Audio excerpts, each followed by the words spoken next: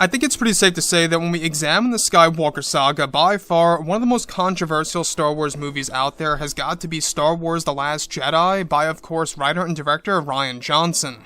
This is Mike Zero. Make sure to subscribe if you're new to the channel for future Star Wars content.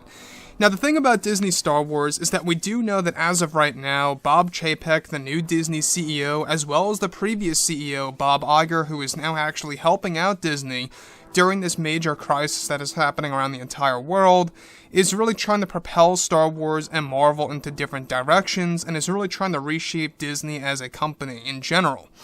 Now, the thing about Disney Star Wars is that we do know that a lot of fixing needs to be made.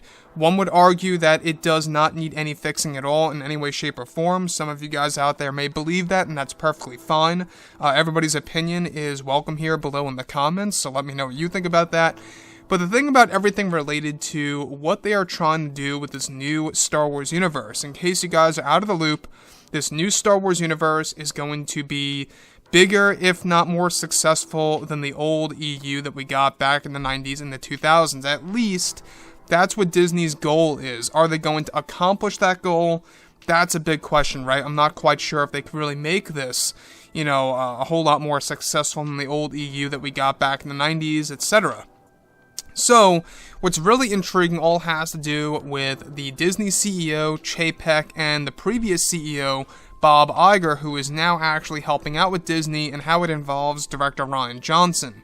Now that both Disney and Lucasfilm are finished with The Rise of Skywalker, they are mainly focused on the new Star Wars trilogy of films, as well as their new Star Wars universe.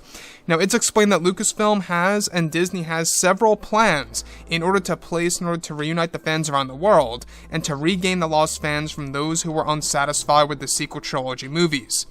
Now, it's noted that as of right now, the previous CEO, Bob Iger, has stepped back in to help the new CEO, Bob Chapek, in evolving the Star Wars brand during this crisis that is happening around the globe. It's explained that Disney's CEO, Bob Iger, is resetting many aspects of the Disney company, including Star Wars and Marvel as well, and though Bob Chapek is still considered the CEO, Iger will be considered a temporary CEO by his side, with him making key decisions for the Star Wars brand. One of the main plans by Disney CEO Bob Iger is that he is actually said to be initiating a plan to no longer include creator Rian Johnson to be a part of the Star Wars universe. It's noted that Chapek was the one responsible for laying out the plans to bring a halt to the Rian Johnson trilogy and split the movies into 3 separate projects for other creators.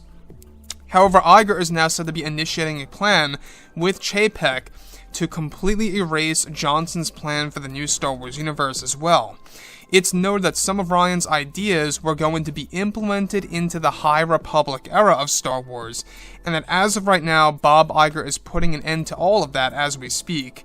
Not just that, but also Iger and Chapek are working together on coming up with a plan to release an altered cut of The Last Jedi that will be more acceptable to the hardcore fans around the world, that will provide major retcons to Star Wars The Last Jedi that will essentially reset aspects of the film sometime in 2023. So, what's really so dramatic about this? What's so significant about this? Well, this just tells us that Bob Iger really is desperate at this point to reset the Disney brand, right? The Disney company, I should say, when it comes to multiple different brands out there that Disney owns. So they own Star Wars, they own Marvel, and more. And essentially what Iger is trying to do is that he's really trying to propel Star Wars in a different direction now, while working with Bob Chapek, who is still, by the way, considered the new Disney CEO. It's a very confusing scenario. You got Iger here, who is considered the CEO right now, but he's only considered a temporary CEO. Meanwhile, Chapek has still got the CEO title attached to his name.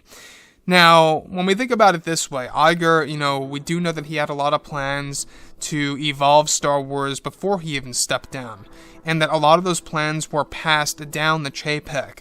So technically, a lot of the work that has been made and is in progress was already done by Iger, technically speaking.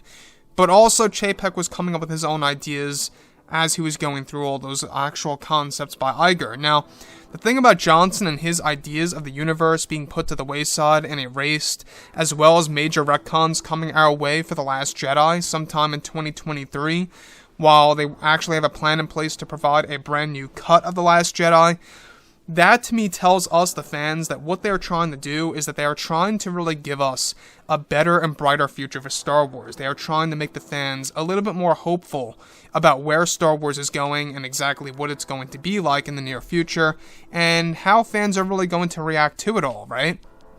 So to me, I think it's very exciting, because this is also going to have a major impact on theme parks, such as Galaxy's Edge. You know, a lot of changes are going to be made to Galaxy's Edge, and how that's going to be handled as well by Bob Iger for the time being. So, with that being said, guys, you know, drop a comment below. Let me know what you think about all of this in the comments, and if you guys did enjoy the content for today, do make sure to drop a thumbs up on this video to support the channel. I thank you all so very much for the kind support, and I'll catch you guys next time.